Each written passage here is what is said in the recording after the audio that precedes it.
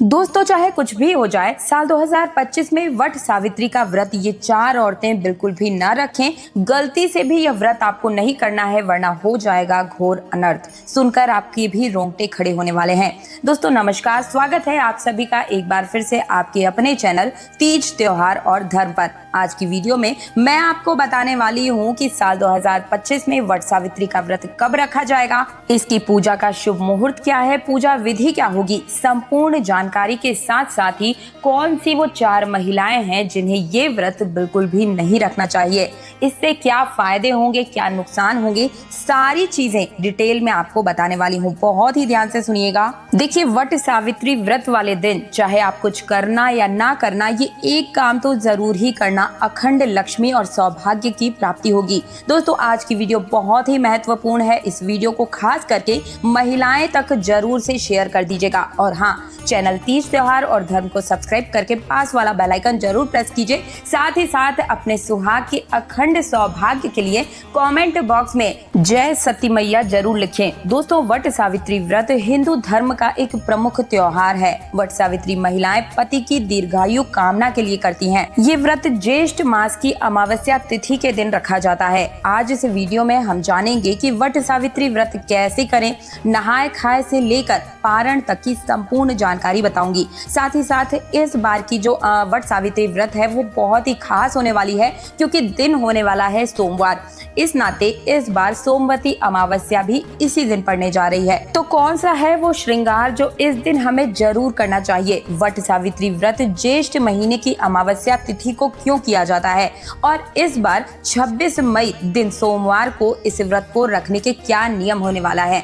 एक दिन पहले हम नहाए खाए करते हैं, तो नहाए खाए के दिन आप सबसे पहले नाखून जरूर काट लीजिएगा, उसके बाद बाल धो लीजिएगा और दिन में शुद्ध सात्विक भोजन ही आपको ग्रहण करना चाहिए। व्रत से एक दिन पहले ही आप सभी मेहंदी लगवा लीजिएगा और व्रत में ठेकुआ बनाया जाता है, तो नहाए खाए के दिन आप लोग ठेकुआ बना लीजिएगा। देखिए, अलग अलग राज्यों में अलग अलग नियम होते हैं। अगर आपके यहाँ पर ठेकुआ नहीं बनता है, कुछ अलग चीज बनती है, तो वो मुझे कमेंट में अपने राज्य के साथ जरूर लिखकर बताइएगा। कई जगहों पर बरगदाही जो होती है वो बनती है, कई जगहों पर उसे गुलगुले बोला जाता है। आपके यहाँ पर क्या बनाए जाते हैं मुझे कमेंट सेक्शन में बताइए। अब व्रत वाले दिन आपको क्या करना है, ध्यान से सुनिए। सुबह में जल्दी उठकर आपको स्नान करना है। इसके बाद आप लाल या फिर पीले रंग की साड़ी पहन लीजिएगा। नई साड़ी है तो नई साड़ी पहन लीजिए, या फिर आप धुली हुई जो स्वच्छ साड़ी होती है वो भी पहन सकते हैं। चूड़ियां आपको पहननी है, चूड़ियां नई ही पहनेंगे तो ज्यादा अच्छा रहता है। इस दिन 16 श्रृंगार का खास विशेष महत्व होता है। हर एक महिला को 16 श्रृंगार इस दिन जरूर करनी चाहिए। और जो सिनोरा होता है, हम लोगों के पास यूपी बिहार में सिनोरा से ही हमारी शादी होती है, जो कि हमेशा भरा हुआ रहता है सिंदूर से। इस दिन हमें सिनोरा से ही अपनी मांग को भरना चाहिए, और जो शादी की चुनरी होती है उसे ओढ़कर ही हमें पूजन करनी चाहिए। सुहाग का सबसे बड़ा जो प्रतीक होता है वो है टीका, तो इस दिन आप सभी को टीका पहनकर पूजन जरूर करना चाहिए। और अब मैं आप सभी को बताती हूँ कि कौन सी वो 4 महिलाएं हैं जिन्हें भूलकर भी वट सावित्री का व्रत नहीं रखना चाहिए। देखिए, हिंदू धर्म में महिलाएं अपने पति की लंबी आयु के लिए कई व्रत रखती हैं। इन्हीं में से एक है वट सावित्री का ये व्रत। धार्मिक मान्यताओं के अनुसार जो स्त्री इसको सच्ची निष्ठा से रखती है, उसे न सिर्फ पुण्य की प्राप्ति होती है, बल्कि उसके पति पर आई सभी परेशानी विपदाएं भी दूर हो जाती है। तो आखिर कौन सी है वो 4 महिलाएं जिन्हें ये व्रत कभी नहीं रखना चाहिए? तो ध्यान से सुनिएगा। नंबर 1, ऐसी महिलाएं कभी भी वट सावित्री का व्रत न रखें जो अपने मन में किसी दूसरे प्रेमी का ख्याल रखती हो। जिन भी महिलाओं के मन में पति के लिए वो समर्पण की भावना न हो, या किसी गैर मर्द का ख्याल आपके मन में रहता हो, तो ऐसे चरित्र वाली महिला को अच्छा नहीं माना जाता है। असल में आप पाप की भागीदार है। आचार्य चाणक्य कहते हैं कि एक अच्छा जीवन साथी वही होता है जिसका मन और तन पवित्र हो और अपने प्रेमी से ही प्रेम करे। हमेशा इस बात का ध्यान रखें कि सच्चे प्रेमी जोड़े स्वर्ग से मिलकर आते हैं, और आपका जो पति है वही आपका सच्चा प्रेमी है। अपनी भावनाओं को समर्पण के रूप में हमेशा अपने पति के साथ ही बनाए रखें। अगर आपके मन में ऐसी कोई भी भावना है तो आप दिखावे के लिए वट सावित्री का व्रत बिल्कुल भी न रखें। नंबर 2, गर्भवती महिलाओं को वट सावित्री का व्रत अगर आप करने में सक्षम नहीं है तो फिर आपको जबरदस्ती नहीं रखना चाहिए, क्योंकि कई बार गर्भवती महिलाओं के लिए उनकी प्रेगनेंसी थोड़ी सी मुश्किल होती है। ऐसे में थोड़ी सी भी लापरवाही उन पर भारी पड़ सकती है। अगर आपको लगता है कि आप ये व्रत नहीं कर पाएंगे तो जबरदस्ती नहीं करनी चाहिए। महिलाओं को काफी दिक्कतों का सामना करना पड़ता है। और आपको बता दें कि शास्त्रों में ऐसा बिल्कुल नहीं लिखा है कि कोई भी गर्भवती महिला वट सावित्री का व्रत जरूर ही रखे। लेकिन अगर आपके अंदर कोई कमजोरी ज्यादा है, आप इस व्रत का पालन ऐसे समय में नहीं कर सकती हैं, तो आप वट सावित्री का व्रत न रखें, क्योंकि ऐसे समय में व्रत रखना असुरक्षित हो सकता है। इसलिए व्रत रखने से पहले डॉक्टरी सलाह तुरंत से ले लेनी चाहिए। नंबर 3, शास्त्रों में बिल्कुल साफ साफ लिखा हुआ है दोस्तों कि कई नियम ऐसे होते हैं जहां पर पति पत्नी का शामिल होना आवश्यक हो जाता है।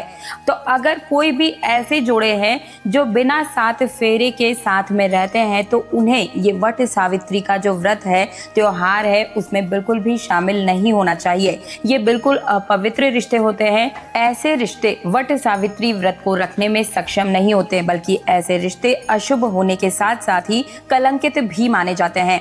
दोस्तों नंबर 4, पति पत्नी में अगर काफी लंबे समय से झगड़े हो रहे हैं, बात बात पर तलाक तक बात पहुंच रही है, तो ऐसे समय में वट सावित्री का व्रत न रखें। लंबे समय से पति पत्नी के बीच दूरियां आ जाना, नफरत पैदा हो जाना, वट सावित्री व्रत को रखने के बाद आप पाप के भागीदार बन जाते हैं। साथ ही साथ व्रत भी खंडित हो जाता है। इसलिए पहले अपने आपसी रिश्तों को सुधारें और फिर ही व्रत का पालन करें, क्योंकि ये त्योहार नफरत का नहीं बल्कि प्रेम का है। दोस्तों अपने पति के प्रति समर्पण का एक छोटा सा भाव भी सावित्री के बराबर, सती के बराबर आपके अंदर शक्ति को पैदा कर देता है। तो किसी भी व्रत को पूर्ण समर्पण के साथ करें, तभी आपको उससे पुण्य की प्राप्ति होती है, वरना आप पाप के भागीदार बन जाते हैं। इसलिए दिखावे के लिए ऐसे पूजा पाठ में बिल्कुल भी सम्मिलित न हुए।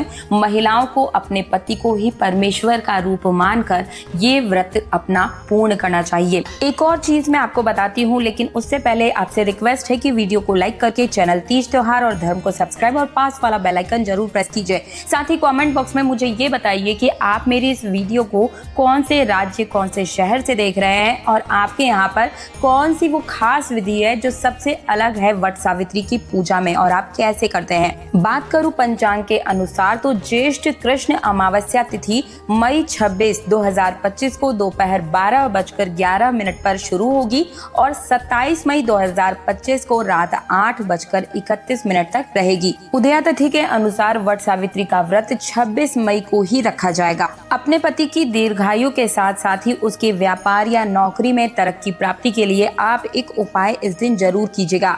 व्रत वाले दिन काले तिल, गुड़, फल और वस्त्र किसी ब्राह्मणी को दान करें। इससे पति पत्नी के बीच में प्रेम भी बढ़ता है, पाप भी कटते हैं। साथ ही साथ में थाली में वट, पीपल और नीम के पत्ते रखें और इसे शिव पार्वती को अर्पित कीजिए। जीवन में दीर्घायु भी प्राप्त होगी, सभी प्रकार के कष्ट दूर होंगे और आपके पति की नौकरी या व्यापार में किसी भी प्रकार की कोई परेशानी चल रही है तो वो बिल्कुल ही समाप्त हो जाएगी। अखंड सौभाग्य की प्राप्ति के लिए इस दिन बरगद के पेड़ पर लाल चूड़ियां और सिंदूर जरूर अर्पित कीजिएगा।